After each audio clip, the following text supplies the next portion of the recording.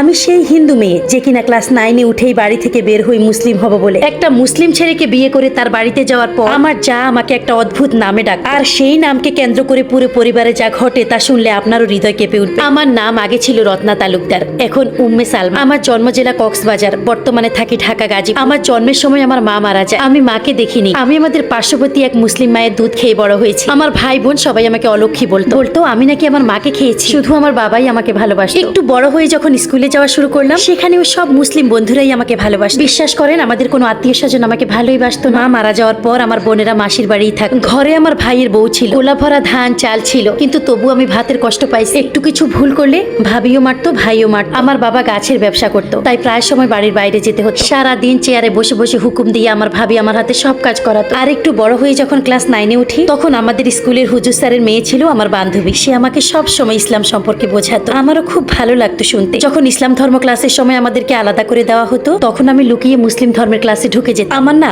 আরবি পড়া গজল খুবই ভালো লাগতো, এজন্য স্কুলে অনেক মার খেয়েছি। আমার কথাবার্তায় আমার বাবা ভাই কিভাবে যেন বুঝতে পেরেছে আমি ইসলাম ধর্মের প্রতি আকৃষ্ট হয়েছি। তখন আমার বাবা ভাই বোন সবাই মিলে আমাকে অনেক মেরেছে। আমিও তখন আমার বাবাকে জেদ করে বলেছিলাম, আমি যদি তোর মেয়ে হয়ে থাকি, 1 সপ্তাহের মধ্যেই আমি মুসলিম হয়ে তোকে দেখাবো। ঠিকই 1 সপ্তাহ পরে বাড়ি থেকে পালিয়ে চলে আসি আমাদের মসজিদের এক হুজুরের কাছে। উনি আমাকে খুব সুন্দরভাবে বোরকা হিজাব পরিয়ে হাতে 800 টাকা দিয়ে একটা ঠিকানা হাতে দিয়ে পাঠিয়ে দিলেন চট্টগ্রাম। সেখান থেকে পালিয়ে আমি চট্টগ্রামে জামে আহমেদিয়া সুন্নিয়া মাদ্রাসায় আসি 2002 সালে। মাদ্রাসার গেটে অনেকক্ষণ দাঁড়িয়ে থেকে একজনকে জিজ্ঞেস করলাম ভিতরে কিভাবে যাব। সবাই বলা বলি করলো ওখানে তো মেয়ে যেতে পারে। পাশে দাঁড়িয়ে থাকা একজন লোক বলল, আপনি যদি হুজুরের অফিসে যেতে পারেন তাহলে কিছু একটা হতে পারে। আমিও দারোয়ানের কথা না শুনে সোজা প্রিন্সিপাল হুজুরের রুমে চলে যাই। উনি আমাকে দেখে প্রথম যেটা বলেছিলেন, তুমি এখান থেকে চলে যাও। আমি তখন ওনাকে বললাম, আমি বহু কষ্টের বিনিময়ে সাগর পেরিয়ে আপনার কাছে এসেছি। আপনি যদি আমাকে এখান থেকে তাড়িয়ে দিন, তাহলে আমার এখান থেকে যাওয়ার কোনো জায়গা নেই। আপনি আমাকে মুসলিম হিসেবে স্বীকৃতি দিন। তখন মাওলানা জালালউদ্দিন কাদেরী সাহেব, যাকে আমি এখন বাবা বলে ডাকি, উনি আমাকে বসতে দিলেন। উনি বুঝতে পেরেছেন আমি খুব ক্ষুধার্ত, তাই গরুর গোশত দিয়ে 1 প্লেট ভাত খেতে দিলেন। এরপর উনি আমাকে ওযু কিভাবে করতে হয় সেটা শিখিয়ে দিলেন। তারপর আমাকে যেখানে ভাত খেতে দিয়েছিলেন সেখানে বসালেন। 5 কালিমা পড়িয়ে আমাকে মুসলিম হিসেবে স্বীকৃতি দিলেন। জালালউদ্দিন কাদেরী সাহেব আমার পিতা হয়ে কোর্টে একটা এফিডেভিট দাখিল করেন। জানেন, প্রেম ঘটিত কারণ কিংবা কেউ জোর করা ছাড়া যে আমি মুসলিম হয়েছি, এটা শুধুমাত্র আল্লাহর রহমতে হয়েছে। যে শান্তি লেগেছিল আমার তখন নিজেকে মুসলিম হিসেবে পরিচয় দিতে। আঞ্জুমান অফিস থেকে আমাকে কিছু টাকা দিতে চেয়েছে, যেটা আমি প্রত্যাখ্যান করেছিলাম, কারণ আমি টাকার বিনিময়ে ধর্মান্তরিত হই। আসসালামু আলাইকুম। পুরো গল্পটি পেতে এখনই আমার চ্যানেলে গিয়ে লং ভিডিওটি দেখে আসুন। আপনারা অনেক